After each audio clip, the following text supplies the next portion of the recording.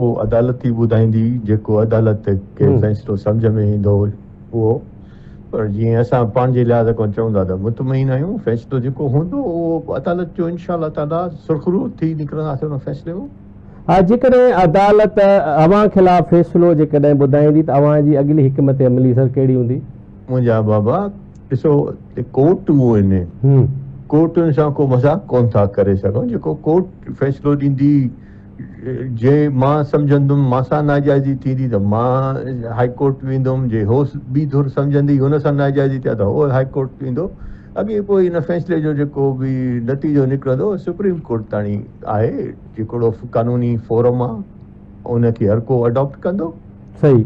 हा नवाब साहब, उमेर बाब जेको आहे वक़्तनि में वक़्तनि इहे इल्ज़ाम लॻाए रही आहे त अवां जेके पोइ लॻा आहिनि अवां उन्हनि खे चई रहिया आहियो त जेको 30 तारीख़ ते आहे दादू जी अदालत पहुचो। सर उन इल्ज़ाम खे ॻाल्हि त अधी काथे बि कोड़ो पनो का सोशल मीडिया ते रिपोर्ट जेका मां सरदार ख़ान जे तरफ़ां का बयान का शइ कॾहिं बि कोन। कोर्ट में असां उअं ई ईंदा आहियूं।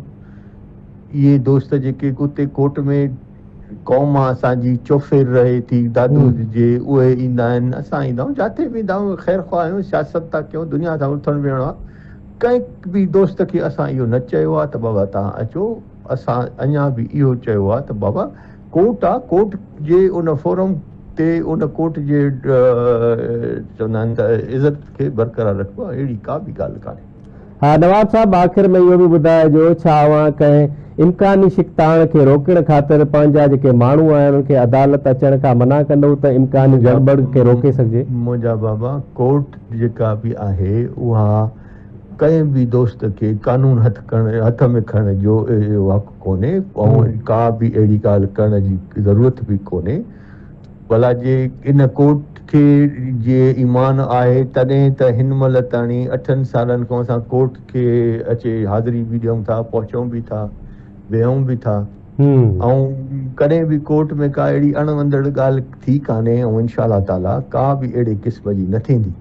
नवाब साहब, पुलिस जेकी हिकमत अमली जोड़ी आहे वॾे अंग में दादू ज़िले में जेको आहे इमरजेंसी लागू कई वई आहे, पुलिस रेस्क्यू ॿियूं टीमूं तैनात कयूं आहिनि। उहो इंतिहाई उहो पंहिंजे सरकार जा मेजर्स आहिनि जेका खणे थी।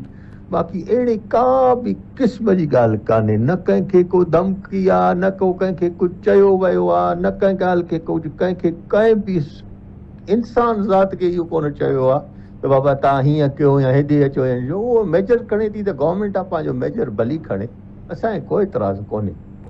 सर आख़िर में इहो बि ॿुधाइजो, ज़ाहिर आहे कुझु माण्हुनि जो चवणु आहे त हीअ जेकी ॿुधणी आहे इहा जेको आहे इहो फ़ैसिलो ख़तमु नथो थी सघे, फ़ैसिलो कंहिंजे ख़िलाफ़ बि अचे। ज़ाहिर जी अवां ॻाल्हि कई, हाई कोर्ट आहे, सुप्रीम कोर्ट आहे, पहिरियां बि जॾहिं 8 जेके साल गुज़री चुका आहिनि, ज़ाहिर आहे केतिरियूं हाज़िरियूं थियूं आहिनि, कराची हुजे, दादू हुजे, मीरपुर माथिल हुजे।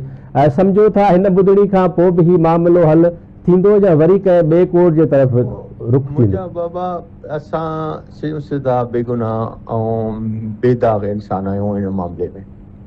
बाक़ी कंहिंखे पंहिंजी सियासत, कंहिंखे पंहिंजी प्रोटोकॉल जेको हुननि खे मिलियल आहे उहो बरक़रार रखण जे लाइ हुन इन शइ खे जिथे वणे वञनि, उन्हनि जो फोरम आहे, उहे वञी सघनि था।